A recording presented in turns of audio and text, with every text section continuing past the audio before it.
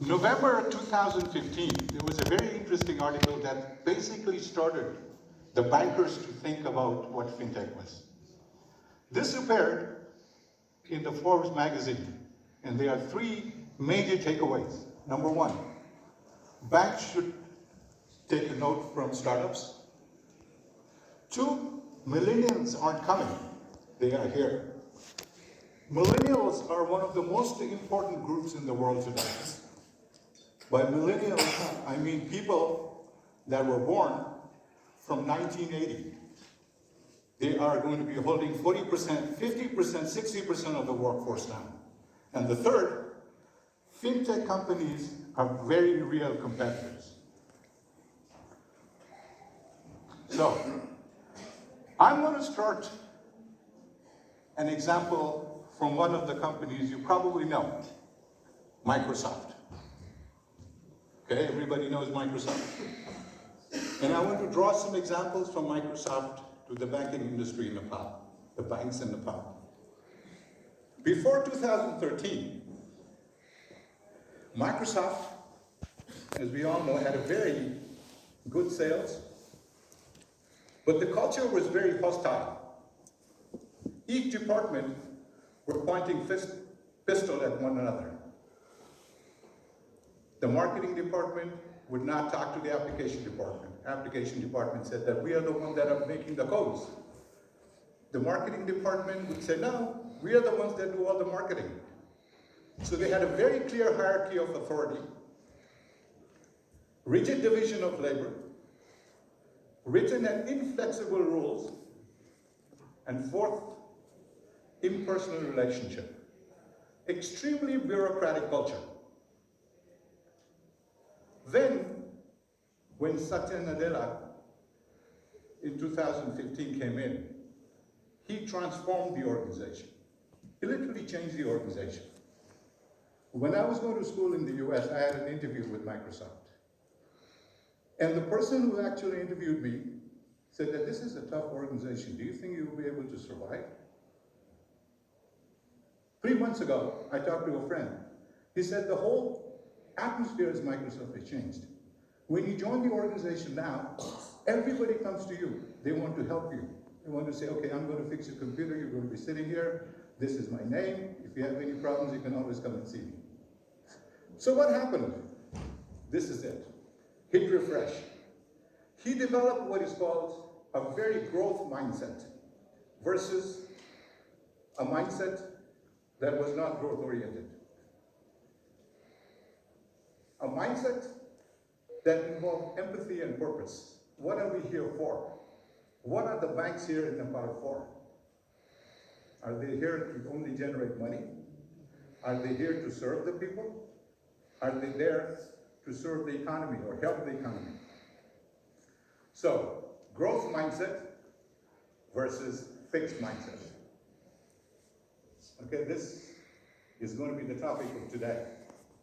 And I want to ask you, what do you think about these things? Growth mindset or fixed mindset? Now, what is a growth mindset? It's very much learning atmosphere, trying to learn from your mistakes. Developing failure as reward. Trying out new things. Explaining working together with your competitors and your partners. Trying to create a viable economy. Okay? Fixed mindset. Failure is bad. We should not fail. I'm going to lose my job. Okay? Failure is intolerable. I know everything. You guys know nothing. Right? I am the supreme person. Sorry, I have to speak in English because there are some participants here who don't understand Nepali. So, these are some of the challenges that I continually ask myself when I deal with customers here in Nepal. Do they have a fixed mindset or do you have a growth mindset?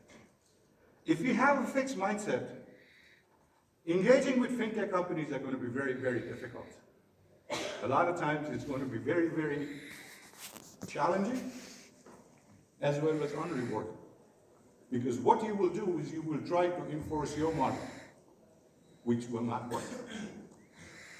So, This is a tribe in Namibia, in Africa. The tribe is called the Himbas. They don't wear clothes. And if they see somebody wearing clothes, they laugh at them. They don't take shower for even more than 15 years. When you see one of the Himbas, they smell very bad, but you can't tell them. Because they say that whatever we are doing is the best. This is how it is. You guys don't know. So the Himbas said that they needed a culture shift, but nobody has been able to change them. They say whatever we're doing, whatever we pursue, is the best. So, I'm going to be talking about the 7 model, but I'm not going to get specific into that model because it's going to be very long, but I'm going to concentrate on the strategy part. The digital strategy, or the digital business strategy. Let me ask you one question. In a digital world, strategy is the easy part. Execution is where we have to focus. You agree with this? Yes. Yes? How many people say yes? Because this is exactly what I'm going to ask you at the end of the presentation. Okay? That's the normal response. Everybody says yes.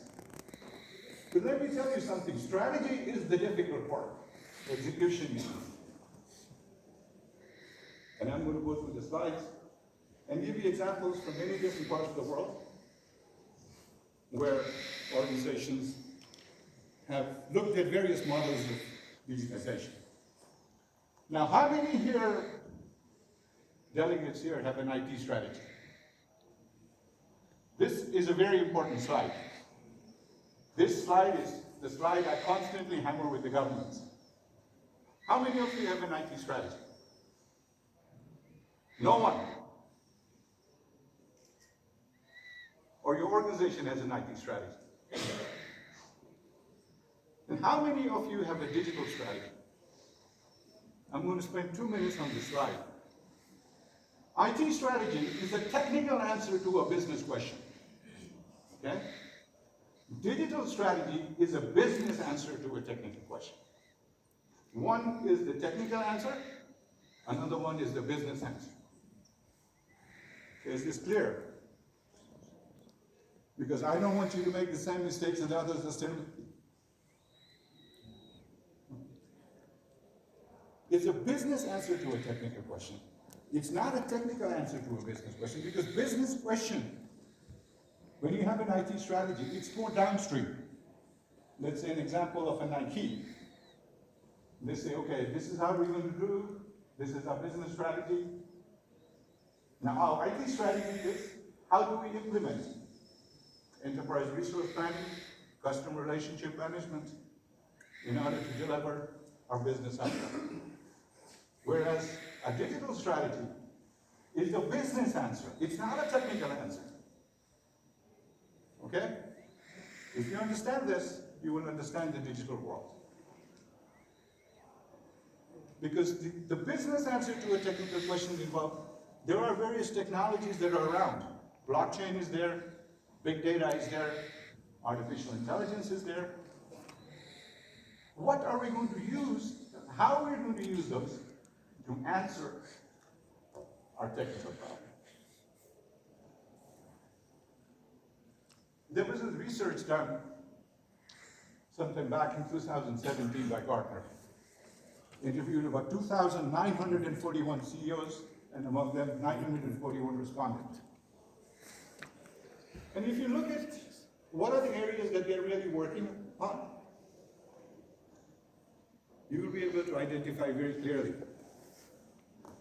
More revenue, more business, tighter partnership, creating new markets. These are very shallow impact ones. They're very low risk. But they are not going into areas whereas changing the basis of competition. And I'll talk in my slides how companies have done that. How do you change the basis of competition? You look at a digital wallet, or for example, an e-payment solutions. Every bank pretty much has the same thing. How do we differentiate one from the other? And cross industry boundaries. This was something that Sebastian talked about yesterday.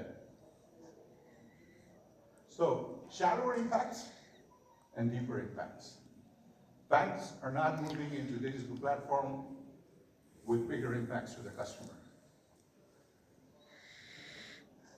Every organization, whether it's a small, medium, or large, go through this phase, originally developed by Stanford Business School, where you start with ideate, you create, engage, offer, monetize. Again, this came very strongly yesterday.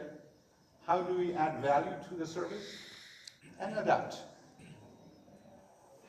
Ideate. How do banks develop ideas?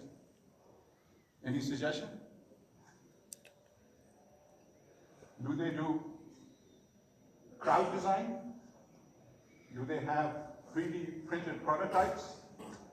Do they have hackadays or hackathons? We heard from Access yesterday, they look at business problems, they have hackathons, they try to solve a business problem. But how are the banks deciding? Oh, our competitor has this product. We should have that too. They have a smart mobile. We should have that too. How do you create? Do you have bounty-based creation? A lot of organizations, if you have an idea, you put it on the web, you pay $99, and there are designers from all the world that come together and design a product for you. And you choose the best one. But there are so many designers working on it, you probably get more value from it than if you do it by yourself. Engage. How are you going to engage with your customers and your stakeholders? Multi-channel. Gamified marketing. Another area that's coming very strongly in digital marketing is you have those games and people get involved through gamification applications. Offer. What kind of different offers do you offer to your stakeholders? Okay, I want to mention this a little bit. Platformization. What kind of platform are you going to be using? Quantified sales. Digital business extensions. Serviceization. You have service and function working together. And you have monetizing information. Or you compete with totally digital blue ocean. Digital blue ocean is a digital world where there is very little competition. Monetize. How are you going to get money for the services? How are you going to do crowdfunding? How do you do nano segmentation in terms of your customers? You look at areas how you do freemium, which is you offer a product first free, and then you charge for add-ons. And then you creating a lifetime customer value, not one-time customer value.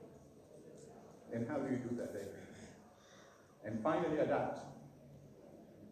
Optic business culture, self-managed clusters, and bimodal IT, which is also known as predictive versus routine or analytical IT. So, again, I come back to business strategy and digital strategy. If an organization doesn't have a digital business strategy, it is bound to fail because it will not know how to derive value and get